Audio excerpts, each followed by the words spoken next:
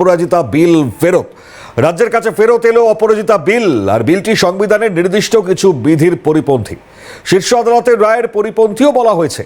বিলটি রাজ্যপাল পাঠিয়েছিলেন রাষ্ট্রপতির কাছে, সেখান থেকে ফেরত পাঠানো হয়েছে বিলটি। কিছু সাংবিধানিক উদ্বেগের জন্যই এই বিল ফেরত। আর এই বিল ফেরত নিয়ে এই মুহূর্তে রাজ্য রাজনীতিতে খুব স্বাভাবিকভাবেই চর্চা চলছে। শাসক দল গোটা ঘটনায় খুব প্রকাশ করে বেশ কিছু বক্তব্য পেশ করেছেন। এখন বিলটি রাজ্যপাল পাঠিয়েছিলেন রাষ্ট্রপতির কাছে এবং সেখান থেকে এই বিলটি ফেরত রাজ্যপালের কাছে এসছে। এবং এই যে বিল, কিছু সাংবিধানিক উদ্বেগ যার জন্যই বিল ফেরত। সাংবিধানিক উদ্বেগ কোন কোন জায়গায় এই উদ্বেগ?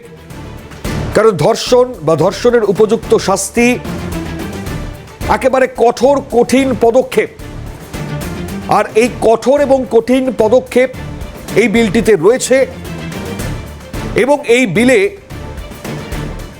কিছু সাংবিধানিক উদ্বেগ, কোন সাংবিধানিক উদ্বেগ বা কোন জায়গায় মূলত উদ্বেগের জায়গা, যে কারণে এই বিল ফেরত, তারই অবশ্যই এই মুহূর্তে চর্চা চলছে।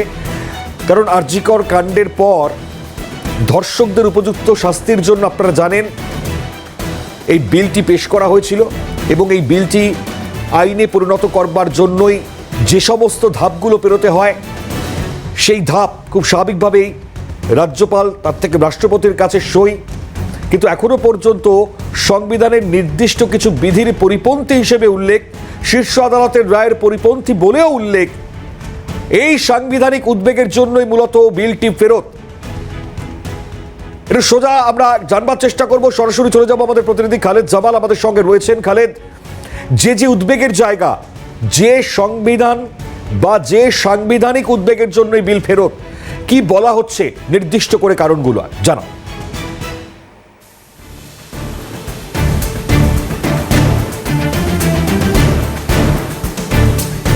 দেখো, আমাদের দেশের সংবিধান কিন্তু একটা মৌলিক অধিকার দিয়েছে। সেই মৌলিক অধিকার কিন্তু দেশের প্রত্যেক নাগরিকের ক্ষেত্রে কিন্তু প্রযোজ্য। এবং সেক্ষেত্রে এই যে বিলের যে আপত্তিটা রয়েছে, সেই আপত্তিটা কিন্তু প্রত্যেক মানুষের যে মৌলিক অধিকার রয়েছে তাতে সে অভিযুক্ত থাকতে পারে, কিন্তু তার যে মৌলিক অধিকার যাতে কোনো রকম লঙ্ঘন না হয়, সেটা কিন্তু একেবারে যাতে তার ব্যবস্থাপনা করা হয়, সেটাই কিন্তু এই বিলের জন্য আপত্তির বড় জায়গা। তার কারণ হচ্ছে যে গভর্নরের কাছে বা রাজ্যপালের কাছে যে বিলটা গিয়েছিল, সেই বিলটা কিন্তু তিনি ফেরত করেছেন। তার কারণ হচ্ছে সেই বিলটা আমরা জানি যে প্রত্যেকটা এই ধরনের বিল, সেই বিলটা কিন্তু একেবারে রাষ্ট্রপতি ভবন পাঠাতে হয় এবং সেই রাষ্ট্রপতি ভবন থেকে কিন্তু সবুজ সংকেত আসার পরে রাজ্যপাল সেই বিলে সই করেন। কিন্তু রাষ্ট্রপতি ভবনের যখন বিল এই পাঠানো হলো আমাদের রাজ্য ভবন থেকে, তখন কিন্তু সেই বিলতে একেবারে রাজভবনের পক্ষ থেকে এবং তার পাশাপাশি রাষ্ট্রপতি ভবন থেকে কিন্তু আপত্তি জানানো হলো বেশ কিছু ক্লাউজের ক্ষেত্রে। সেই ক্লাউজগুলির মধ্যে অন্যতম ক্লাউজ হচ্ছে যে আমরা জানি যে ভারতীয় ন্যায় সংহিতা যেটা রয়েছে তার 65 ধারা, সেই 65 ধারা অনুযায়ী যে আমরা জানি যে আইপিসি থেকে যখন ন্যায় সংহিতা ভারতীয় ন্যায় সংহিতার পরিণত হয়েছে, তারপরে কিন্তু বিভিন্ন ধারা কিন্তু পরিবর্তন হয়েছে। সেক্ষেত্রে কিন্তু যেখানে দেখা যাচ্ছে যে কেন্দ্রীয় যে আইনগুলি রয়েছে, সেই আইনের সঙ্গে এই যে আইন রয়েছে সেখানে কোথায় না কোথায় একটা বড় ডিফার করছে সেটা, এবং সেখানে কিন্তু আপত্তি জানানো হয়েছে বিশেষ করে রাষ্ট্রপতি ভবন থেকে। এবং সেই রাষ্ট্রপতি ভবনের আপত্তির কথা কিন্তু রাজভবন এই মধ্যে জানাচ্ছে। তাদের আপত্তি হচ্ছে যে ধারাটা বলা হয়েছে এখানে আমাদের এই অপরাজিতা বিলে, সেই বিলের ক্ষেত্রে যেটা বলা হচ্ছে যে সর্বোচ্চ শাস্তির ক্ষেত্রে কিন্তু মৃত্যুদণ্ড এবং তার পাশাপাশি যাবজ্জীবন, এবং যেটা দেখা যাচ্ছে যে একেবারে 10 বছর যে অনেক সময় ধর্ষণের অভিযোগে যারা অভিযুক্ত থাকেন তাদেরকে কিন্তু এইভাবে কার্যবাস দেওয়া হয়। কিন্তু এই জায়গাটায় কিন্তু রাজভবনের পক্ষ থেকে প্রবল আপত্তি জানানো হচ্ছে যে অভিযুক্তকে ডিফেন্ড করার সময়টা না দিয়ে তড়িঘড়ি যদি কাউকে একেবারে ফাঁসি দিয়ে দেওয়া হয় বা তাকে একেবারে কারাদণ্ড দিয়ে যাবজ্জীবন দিয়ে দেওয়া হয়, তাহলে তার পক্ষে তার যে হয়ে সওয়াল করা, তার সুরক্ষার জন্য তার যে সওয়াল করা সেটা সে করতে পারবে না, সেই জায়গায় কিন্তু মূল আপত্তি। অর্থাৎ এই যে ফাঁসি দেওয়ার যে একেবারে যে রাজ্য সরকারের পক্ষ থেকে এই অপরাজিতা বিলে যে প্রবধান তারা রেখেছেন সেইটা নিয়ে কিন্তু মূলত আপত্তি জানানো হয়েছে। এছাড়া বেশ কয়েকটি ক্লাউজ রয়েছে, সেই ক্লাউজে কিন্তু যেটা সুপ্রিম কোর্টের নির্দেশ রয়েছে সেই সুপ্রিম কোর্টের নির্দেশ লঙ্ঘন করছে। আবার কোথায় না কোথায় যে বলা যেতে পারে যে সুপ্রিম কোর্টের যে নির্দেশ সেটা একদিকে হচ্ছে, অন্যদিকে যে কেন্দ্রীয় আইন রয়েছে সেই কেন্দ্রীয় আইনের সঙ্গে কিন্তু তার কোনো সামঞ্জস্য দেখা যাচ্ছে না। এই ধরনের বেশ কয়েকটি ক্লাউজকে নিয়ে কিন্তু আপত্তি জানানো হয়েছে এবং সেই আপত্তিকে সংশোধন করার কিন্তু কথা বলা হয়েছে। একেবারে রাষ্ট্রপতি ভবন থেকে কিন্তু নির্দেশ দেওয়া হয়েছে রাজভবনকে যে এই জায়গা রয়েছে যে জায়গাটা একেবারে সংশোধন করতে হবে, তার কারণ যে কোনো মানুষকে বাঁচার অধিকার রয়েছে, সে অভিযুক্তও থাকতে পারে, কিন্তু তাকে নিজের আত্মরক্ষার জন্যে সেও যদি বিচারের বলি না হয়, সেক্ষেত্রে এই ধরনের যে সংশোধন সেই সংশোধন প্রয়োজন রয়েছে। গুরুত্বপূর্ণ জায়গা খালেদ, তুমি যেমনটা জানাচ্ছিলে, আমি অসংখ্য ধন্যবাদ জানাবো তোমাকে। খালেদ জামাল আমাদের সঙ্গে ছিলেন সরাসরি।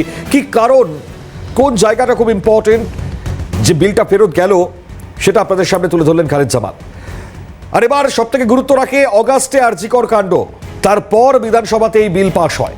নারী নির্যাতনের মতন ঘটনা একেবারে কড়া শাস্তির কথা বলা হয় অপরাজিতা বিল, জানিয়ে কয়েকটি বিষয় জানতে চায় রাজভবন। ধর্ষণের শাস্তির জন্য অপরাজিতা বিলে মৃত্যুদণ্ডের প্রস্তাব, 10 বছর জেলের পরিবর্তে যাবজ্জীবন বা মৃত্যুদণ্ডের প্রস্তাব। বিএনএস 2023-এর 64 নম্বর ধারা তার সংবিধানের প্রস্তাব, সংশোধনের প্রস্তাব। অপরাজিতা বিলে 65 নম্বর ধারা বাতিলের প্রস্তাব করা হয়। 16 এবং 12 বছরের নিচে ধর্ষণের শাস্তিতে পার্থক্য মুছে ফেলার প্রস্তাব। একই সঙ্গে 66 নম্বর ধারায় ধর্ষিতার মৃত্যু হলে মৃত্যুদণ্ড বাধ্যতামূলক করার প্রস্তাব। বিলটি নিয়ে বেশ কিছু পর্যবেক্ষণ রাজভবনকে জানিয়েছে কেন্দ্র। বিলটি বিচার ব্যবস্থার বিবেচনার স্বাধীনতা লঙ্ঘনের দাবি করা হচ্ছে কেন্দ্রের তরফে।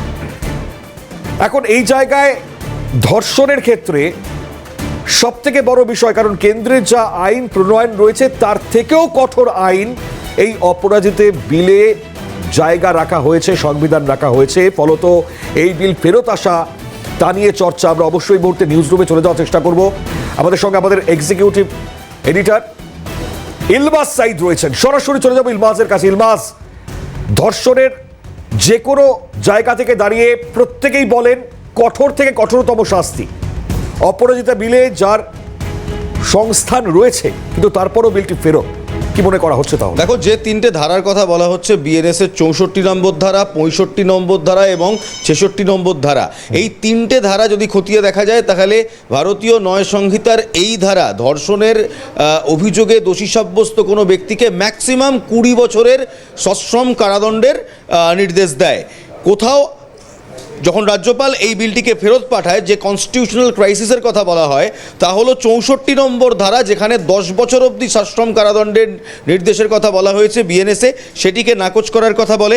65 নম্বর ধারা, যেখানে বলা হয়েছে 20 বছর সশ্রম কারাদণ্ড কিংবা জরিমানা, সেটাকে সংশোধনের কথা বলে। এবং 66 নম্বর ধারায়, যেখানে ধর্ষিতার মৃত্যু হলে মৃত্যুদণ্ড আর কথা নেই, রিগারাস ইমপ্রিজনমেন্টের কথা আছে, সেখানে মৃত্যুদণ্ড কিংবা ক্যাপিটাল পানিশমেন্টের কথা বলা হয়েছে। অপরাজিতা বিল মমতা বন্দ্যোপাধ্যায় বিধানসভায় আনার পর ট্রাম্প কার্ড করেছিলেন ধর্ষকের মৃত্যুদণ্ড। এমন নয় যে যিনি এই কাজ করছেন কিংবা যিনি অভিযুক্ত তাকে ট্রায়াল দেওয়া হবে না, অফকোর্স তাকে ফেয়ার ট্রায়াল দেওয়া হবে। ফেয়ার ট্রায়ালে তিনি যদি দোষী সাব্যস্ত হন তাহলে অপরাজিতা বিল স্টেট করেছিল যে ধর্ষকের মৃত্যুদণ্ড দেওয়া হোক। নারীর বিরুদ্ধে এহেন জঘন্য অপরাধ ঘটানোর জন্য মৃত্যুদণ্ডকেই একেবারে ঠিক এবং ঠিক পরিমাণের দণ্ড হিসেবে অপরাজিতা বিল দর্শেছিল। কিন্তু ভারতীয় ন্যায় সংহিতার 64, 65 এবং 66 নম্বর ধারায় ক্যাপিটাল পানিশমেন্ট কিংবা মৃত্যুদণ্ডের কথা উল্লেখ নেই। সেখানে সবচেয়ে highest imprisonment, highest degree of imprisonment 20 বছরের সশ্রম কারাদণ্ড। এখানেই দ্বন্দ্ব তৈরি হয়। কনস্টিটিউশনাল ক্রাইসিস হতে পারে, যেহেতু আমরা এখন ভারতীয় ন্যায় সংহিতা আইপিসির পর থেকে ভারতীয় ন্যায় সংহিতার অধীনে চলছি, যাই জন্য সেখানে একটি বিলে সে অলরেডি এস্টাবলিশড একটি আইনকে রিপ্লেস করবে, সেই জায়গা থেকে একটা কনস্টিটিউশনাল ক্রাইসিস হয়। এই বিল রাজভবনের তরফ থেকে রাষ্ট্রপতির কাছে পাঠানো হয়, কনস্টিটিউশনাল ক্রাইসিসের কথা সেখানেও বলা হয়, তারপরই রাজ্যের কাছে এই বিল ফেরত পাঠানো হয়। মণিময়, সঙ্গে থাকো ইলবাস, কারণ একে একে এই জায়গায় অনেকগুলো বিষয় জানিয়ে এই মুহূর্তে তর্ক বিতর্কের জায়গা থাকবে। তর্ক বিতর্ক সব থেকে বড় জায়গা তা হচ্ছে শাসক দলের তরফ থেকে। দেখুন, অপরাজিতা বিল কেন্দ্র ফেরত পাঠানোয় রাজনৈতিক চর্চা স্বাভাবিকভাবেই তুঙ্গে। কেন্দ্রের আইন আছে, পশ্চিমবঙ্গে আলাদা বিল কেন, এই প্রশ্ন অগ্নিমিত্রার। বিজেপির সর্বোচ্চ শাস্তি মৃত্যুদণ্ড চায় না দাবি কুণাল ঘোষ করছেন। অপরাজিতা বিল মানুষকে ভুল বোঝানোর চেষ্টা, এটা মন্তব্য করেছেন কাদম্বিনীর বাবা। বিলটিতে তথ্য প্রমাণ লোপাটকারীদের জন্য কোনো প্রস্তাব নেই। সিএনকে একেবারে সাফ জানিয়েছেন আরজিকর কাণ্ডে নির্যাতিতার বাবা। তিনটি প্রতিক্রিয়া সাফ জানাই আপনাদেরকে, কে কি বলছেন শুনুন। ভারতীয় ন্যায় সংহিতা, যেটা কেন্দ্রের বিল এবং সমস্ত ভারতবর্ষের মানুষ যেটা ফলো করছেন, আলাদা করে পশ্চিমবঙ্গের জন্য আলাদা বিল হবে কেন? কোথায় আটকাচ্ছে? কোটি কোটি টাকা মহিলাদের সম্মান সুরক্ষার জন্য যে দেওয়া হয়েছে, ফাস্ট ট্র্যাক কোর্ট, সিসিটিভি লাগানো, আমরা তো বিধানসভাতে ওই একই কোয়েশ্চেন তুলেছি। সেই টাকা ফেরত চলে গেছে। মহিলাদের সশক্তিকরণের জন্য তাতে কোনো ব্যবহার করা হয়নি। আজকে মহিলা পাচার, নাবালিকার শিশু হচ্ছে, প্রেগনেন্ট হয়ে যাচ্ছে, এটা অন্য কোনো রাজ্যে দেখতে পাওয়া যাচ্ছে না। পশ্চিমবঙ্গ নাম্বার 1।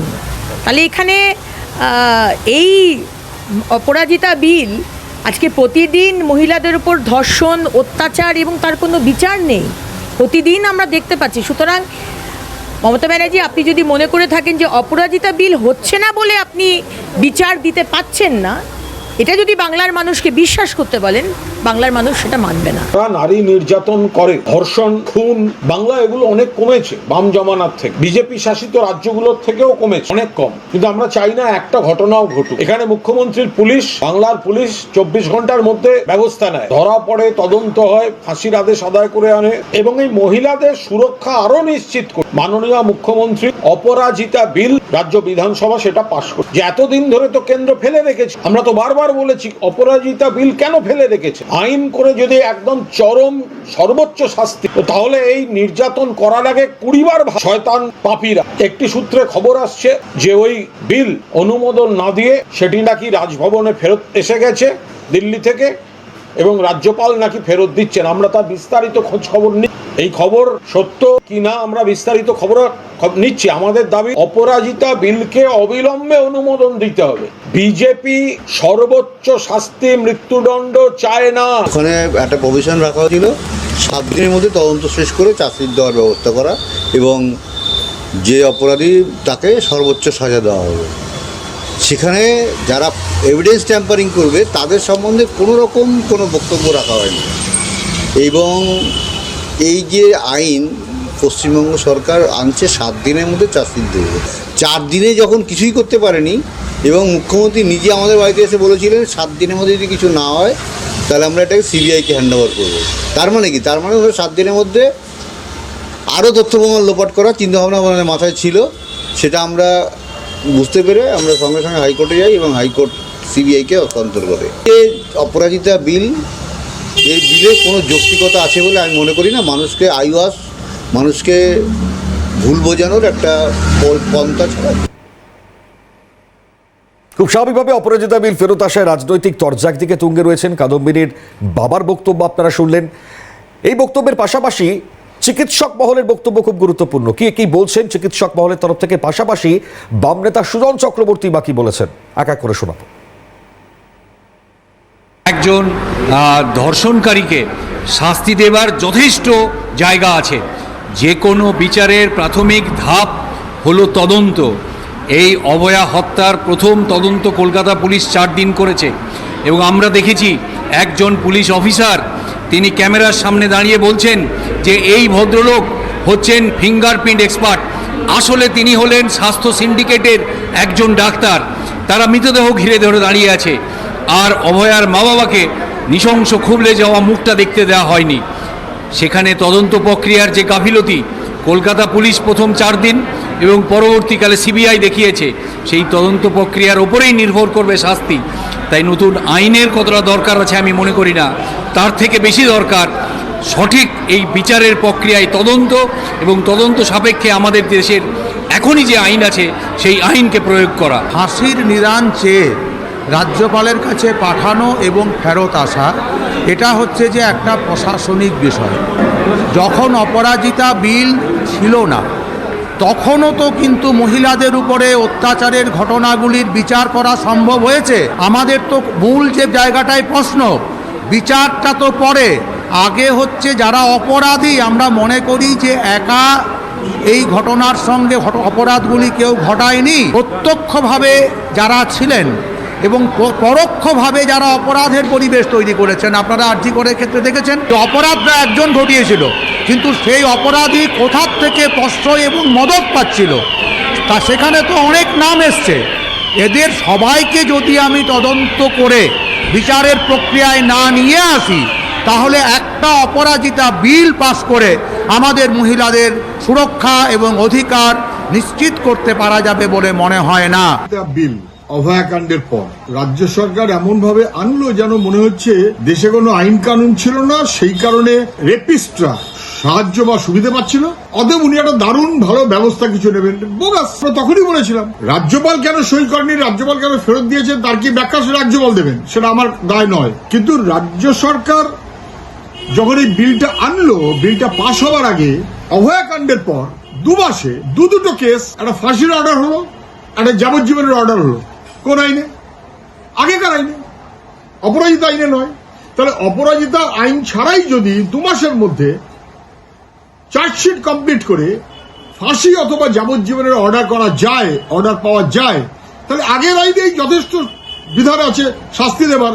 রাজ্য সরকার সেই শাস্তি দিত না, দিতে চাইতো না, অপরাধীদের পাশে থাকতো। তার জন্য নতুন আইন করতে হবে, এটা কোনো জরুরি দরকার ছিল বলে আমি মনে করি না। পুরনো আইনেই শাস্তি দিয়েছে রাজ্য সরকার বা শাস্তি দেওয়ার ব্যবস্থা করেছে রাজ্য পুলিশ, তাহলে পুরনো আইনেই এটা করা যেত।